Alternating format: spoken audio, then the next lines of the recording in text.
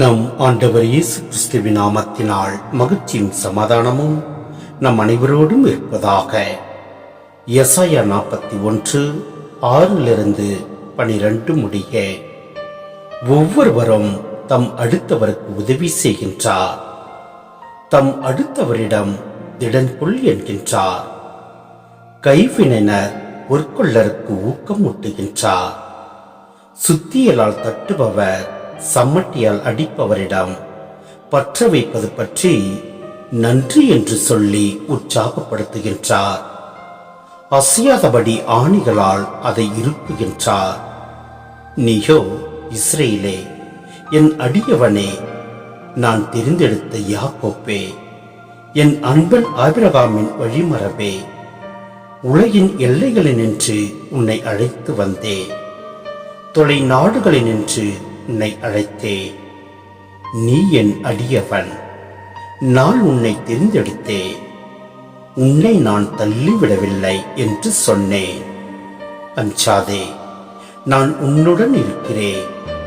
கலங்காதே, நான் உன் கடவுள். நான் உனக்கு வலிமை அளிப்பே, உதவி செய்வே. என் நீதியின் வலக்கரத்தால் உன்னை தாங்குவே. உனக்கு எதிராய் வெகுண்டெழுவோர் அனைவரும் மானக்கேடுற்று இழிநிலை அடைவர். உன்னை எதிர்த்து வழக்காடுவோர் இல்லாதொழிவர். உன்னை எதிர்த்து போராடியோரை நீ தேடுவாய், ஆனால் அவர்களை கண்டுபிடிக்க மாட்டாய். உன்னை எதிர்த்து போரிட்டோர் ஒழிந்து போவார்.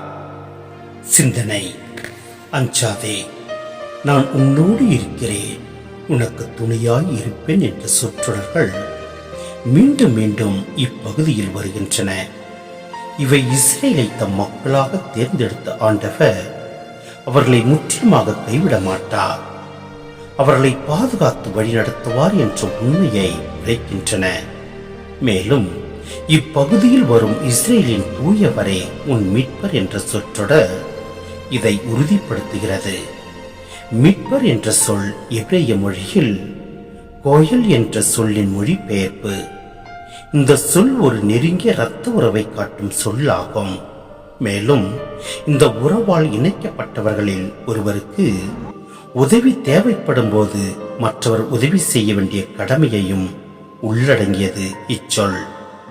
ஆண்டவர் இஸ்ரேல் மக்களை எகிப்திலிருந்து மீட்டு வந்து சீனாய் மலையில் அவர்களோடு உடன்படிக்கை செய்து கொள்வதன் வழியாக இந்த உறவை இஸ்ரேல் மக்களோடு ஏற்படுத்தியிருக்கின்றார்.